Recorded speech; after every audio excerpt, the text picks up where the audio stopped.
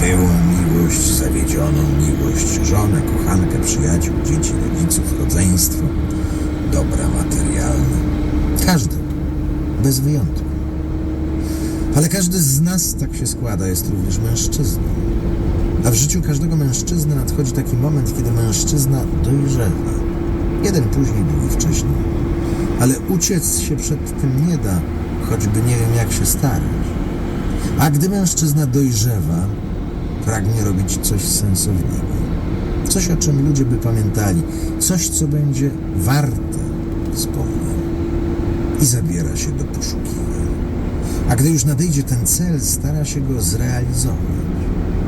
Nam, kontynuował porucznik, a oficerowie słuchali w milczeniu, czasami chrząkając albo marszcząc nos dla lepszej percepcji. Los wyznaczył cel. Niczego nie musimy poszukiwać, za niczym nie musimy się uganiać. Czy tego chcemy, czy nie, mamy konkretne zadania do wykonania. Dla samych siebie, ale i dla wszystkich. To rzeczywistość dookoła, nowa rzeczywistość. Sama, bez pytania i próśb, podarowała nam okazję, jakiej dostępuje mało kto.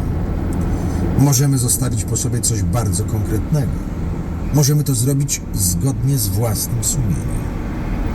Jeżeli tak postąpimy, to łatwiej będzie znieść myśl o rozłące, być może bezpowrotnie, i odnaleźć cel działania tu i teraz.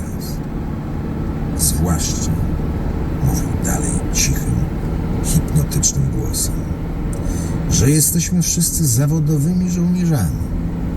I tak się składa, mamy w rękach narzędzia, a w głowach wiedzę, aby ten cel osiągnąć efektywniej i szybciej niż współcześni nam towarzysze niedolni. Nikt przecież, ludzie stąd również, nie jest zadowolony ze swego losu.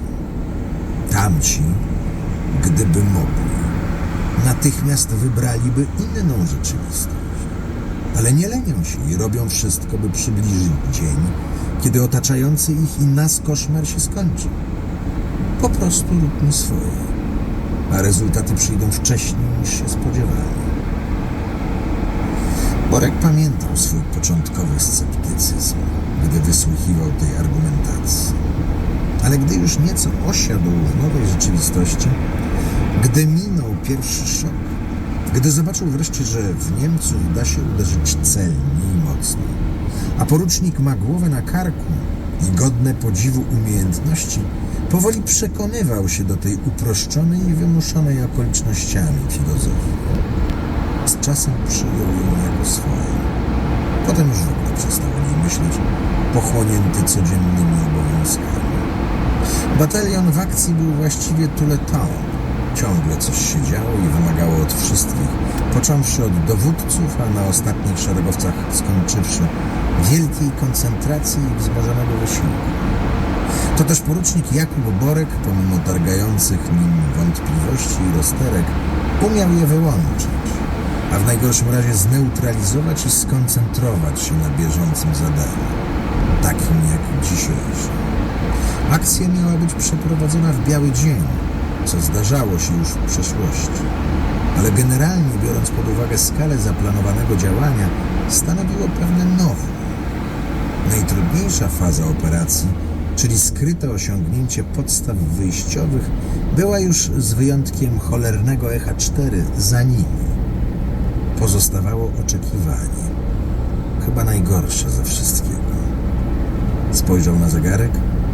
Do 14 brakowało nieco ponad pół godziny.